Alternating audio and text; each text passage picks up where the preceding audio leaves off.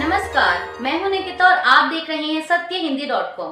चलिए एक नजर डालते हैं अब तक की सुर्खियों पर। दिल्ली विधानसभा चुनाव और मिल्कीपुर उपचुनाव के नतीजों को लेकर समाजवादी पार्टी प्रमुख अखिलेश यादव ने भाजपा पर निशाना साधा है और उपचुनाव में ईमानदारी न बरतने के आरोप लगाए हैं। दिल्ली चुनाव पर पत्रकारों से बात करते हुए अखिलेश ने कहा कि हम चाहते थे कि आम आदमी पार्टी चुनाव में जीते, लेकिन वह नहीं जीती। वहीं उत्तर प्रदेश की हमने और आपने लूट देखी है। उन लोगों को लोकतंत्र में सम्मान देना चाहिए जिन्होंने वोट नहीं देने दिया। उन लोगों को विशेष सम्मान देना चाहिए जिन्होंने 6 वोट डाले, और उन्हें भी सम्मान मिलना चाहिए जिन्होंने दूसरे जिले से आकर भाजपा के लिए वोट डाला। अखिलेश ने आगे कहा कि जो लोग ये कह रहे हैं कि मिल्कीपुर जीतकर अयोध्या का बदला ले लिया, अयोध्या का बदला कोई नहीं हो सकता।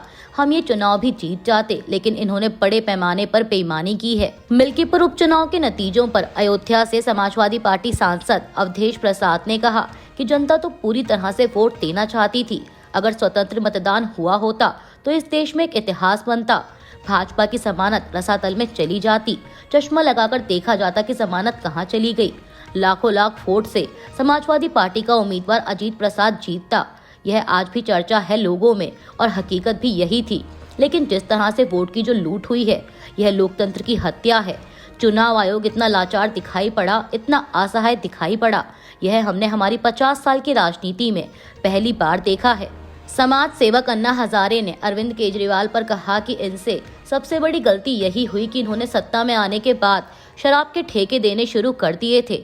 समाज को बर्बाद करने का रास्ता है शराब। राजनीति में सभी लोग बुरे नहीं होते हैं, राजनीति में कई लोग अच्छे भी होते हैं। वहाँ भी बहुत से लोग समाज और देश के बारे में सोचते हैं। देश के बारे में सोचने वाले को बुरा क्यों कहना है। इसके साथ ही उन्होंने आम आदमी पार्टी पर प्रधानमंत्री मोदी की टिप्पणी को लेकर कहा कि मैं राजनीति में नहीं पढ़ना चाहता। वे जो महसूस करते हैं वही कहेंगे और मैं जो देखता हूं उसके आधार पर बोलूंगा। शुरू में मैं अरविंद केजरीवाल से नाखुश नहीं था, लेकिन जब उन्होंने गलत रास्ता अपनाया, सत्ता में आए और उनकी सोच बदल गई, शराब की दुकानों और अन्य चीजों पर ध्यान केंद्रित किया, तो हमारे संबंध खत्म हो गए। शुरू से ही मैं शराबबंदी के पक्ष में रहा हूं, क्योंकि शराब महिलाओं को बहुत तकलीफ देती है।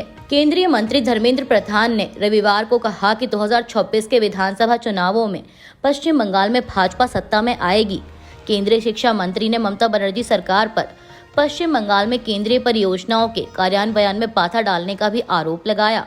प्रधान ने एक प्रेस कॉन्फ्रेंस को संबोधित करते हुए कहा कि पश्चिम बंगाल में भाजपा का वोट शेयर 2019 से लगभग 30-40% रहा है, और अगर पार्टी को 10% वोट और मिलते हैं तो वह ममता बनर्जी की सरकार को सत्ता से हटा देगी। भाजपा अध्यक्ष जेपी नड्डा ने रविवार को केंद्रीय गृह मंत्री अमित शाह से मुलाकात की। दरअसल दिल्ली विधानसभा चुनाव में जीत के बाद पार्टी द्वारा दिल्ली के नए मुख्यमंत्री के चयन की प्रक्रिया तेज हो गई है।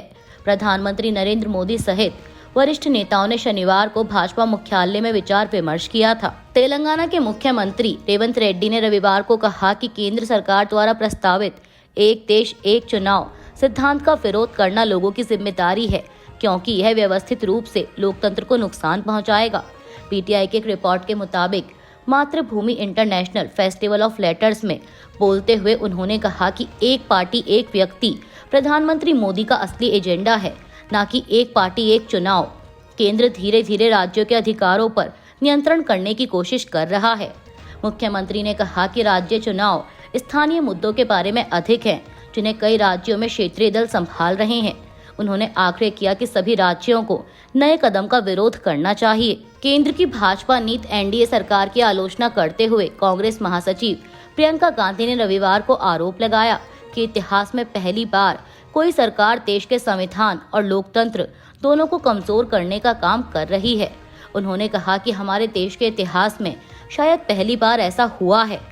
प्रियंका गांधी ने आगे कहा कि आपको यह समझना चाहिए कि आज हम जो लड़ाई लड़ रहे हैं वह सिर्फ हमारी अपनी राजनीति और विचारधारा की लड़ाई नहीं है, बल्कि भारत के सार की रक्षा की लड़ाई है। वह सब कुछ जो हमारे देश को आज जैसा बनाता है। छत्तीसगढ़ के माओवाद बीजापुर जिले में संदिग्ध माओवादियों के साथ मुठभेड़ में पुलिस ने 31 माओवादियों के मारे जाने का दावा किया है। इस मुठभेड़ में सुरक्षा बलों के 2 जवान भी मारे गए। मीडिया रिपोर्ट्स के मुताबिक बीजापुर के नेशनल पार्क एरिया कमेटी क्षेत्र अंतर्गत जंगल में टीआरजी, एसटीएफ, बस्तर फाइटर की संयुक्त पार्टी और माओवादियों के बीच मुठभेड़ हुई है। पुलिस के एक अधिकारी ने कहा कि बीजापुर के नेशनल पार्क इलाके में संदिग्ध माओवादियों की उपस्थिति की सूचना के बाद सुरक्षा बलों की एक संयुक्त टीम ऑपरेशन के लिए निकली थी, जहां रविवार को संदिग्ध माओवादियों के साथ मुठभेड़ हुई और मुठभेड़ अभी भी जारी है।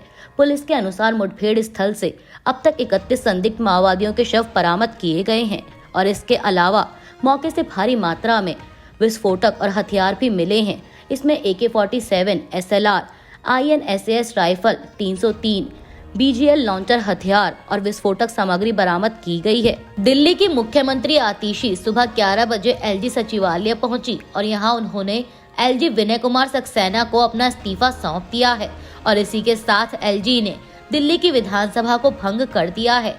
जानकारी के मुताबिक 7 फरवरी की तारीख वाले गजट नोटिफिकेशन में दिल्ली के उपराज्यपाल VK सक्सेना ने राष्ट्रीय राजधानी की 7वीं विधानसभा को भंग कर दिया। नोटिफिकेशन में कहा गया है कि राष्ट्रीय राजधानी क्षेत्र दिल्ली सरकार अधिनियम 1991 की धारा 6 की उपधारा 2B द्वारा मुझे प्रदत्त शक्ति का प्रयोग करते हुए मैं विनय कुमार सक्सेना दिल्ली का उपराज्यपाल 8 फरवरी 2025 से राष्ट्रीय राजधानी क्षेत्र दिल्ली की 7वीं विधानसभा को भंग करता हूं। दिल्ली के चुनावी नतीजों पर राजनीतिक दलों की प्रतिक्रियाएं आनी लगातार जारी हैं और अब इस बीच एक नया सवाल भी उठने लगा है कि क्या इन नतीजों का बिहार के चुनावों पर कोई असर पड़ेगा।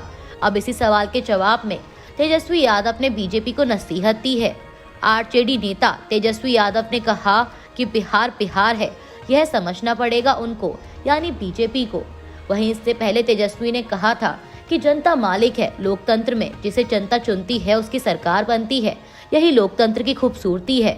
आशा है कि भाजपा के लोगों ने जो वादे किए हैं उन वादों को पूरा करे।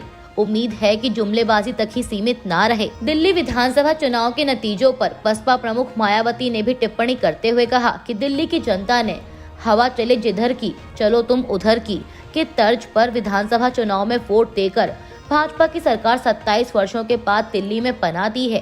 केंद्र की भाजपा सरकार का दायित्व बनता है कि वह दिल्ली की जनता से किए गए वादों को जल्दी पूरा करे।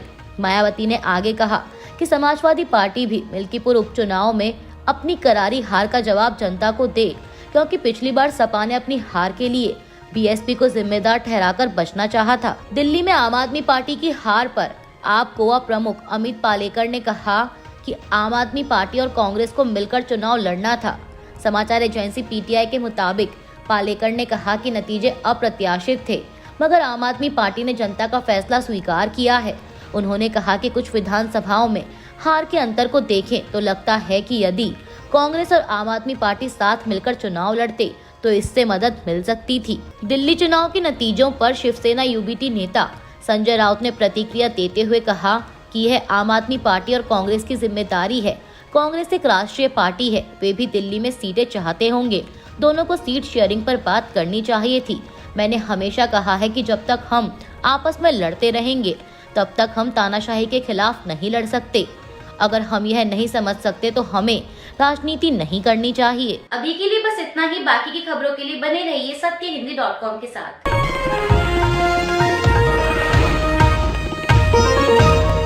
Copyright disclaimer under Section 107 of the Copyright Act 1976. Allowance is made for fair use for purposes such as criticism, comment, news reporting, scholarship, and research. Fair use is a use permitted by copyright statute that might otherwise be infringing.